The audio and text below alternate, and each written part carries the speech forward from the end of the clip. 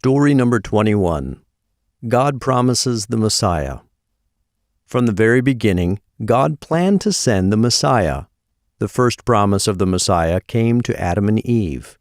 God promised that a descendant of Eve would be born who would crush the snake's head. The snake who deceived Eve was Satan. The promise meant that the Messiah would defeat Satan completely. God promised Abraham that through him all people groups of the world would receive a blessing. This blessing would be fulfilled when the Messiah would come sometime in the future.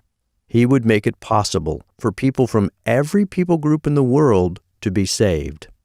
God promised Moses that in the future he would raise up another prophet like Moses. This was another promise about the Messiah who would come at some later time. God promised King David that one of his own descendants would rule as king over God's people forever. That meant that the Messiah would be one of David's own descendants.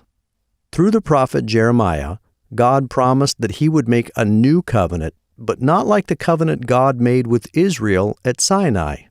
In the new covenant, God would write his law on the people's hearts. The people would know God personally. They would be his people, and God would forgive their sins. The Messiah would start the new covenant. God's prophets also said that the Messiah would be a prophet, a priest, and a king. A prophet is a person who hears the words of God and then proclaims God's words to the people. The Messiah that God promised to send would be the perfect prophet.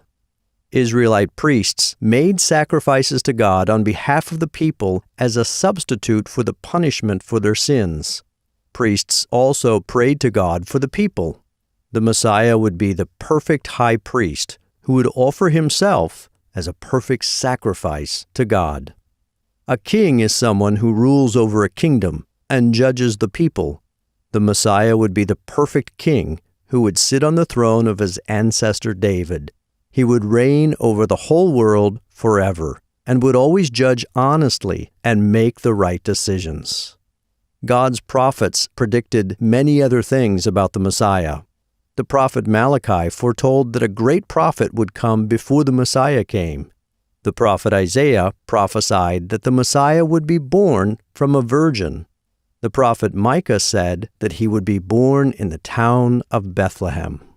The prophet Isaiah said the Messiah would live in Galilee, comfort broken-hearted people, and proclaim freedom to captives and release to prisoners.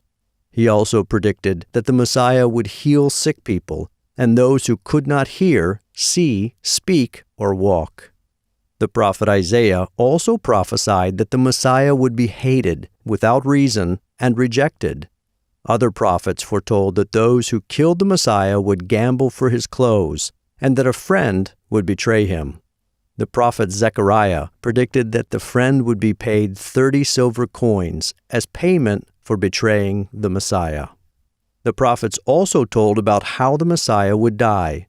Isaiah prophesied that people would spit on, mock, and beat the Messiah. They would pierce him and he would die in great suffering and agony, even though he had not done anything wrong. The prophets also said that the Messiah would be perfect, having no sin. He would die to receive the punishment for other people's sin. His punishment would bring peace between God and people. For this reason, it was God's will to crush the Messiah. The prophets foretold that the Messiah would die, and that God would also raise him from the dead. Through the Messiah's death and resurrection, God would accomplish his plan to save sinners and start the new covenant. God revealed to the prophets many things about the Messiah, but the Messiah did not come during the time of any of those prophets. More than 400 years after the last of these prophecies was given, at exactly the right time, God would send the Messiah into the world.